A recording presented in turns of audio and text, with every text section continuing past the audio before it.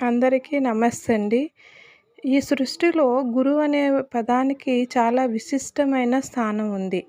అంటే గురువు అని మనం ఎవరిని అంటామంటే, మనకి మంచిని బోధించే ప్రతి ఒక్కళ్ళు మనకి గురువుతో సమానం.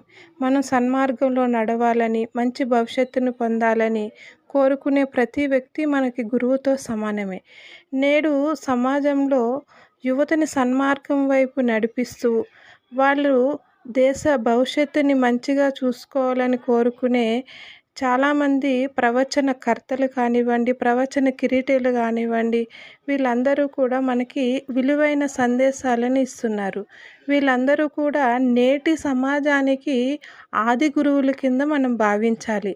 ఎందుకంటే ఈ నేడు సమాజం చాలా తప్పటడుగులు వేస్తూ ఎటెళ్ళిపోతుందో తెలియని సమయంలో ఈ గురువులు ఆ బాధ్యత తీసుకుని నేడు సమాజాన్ని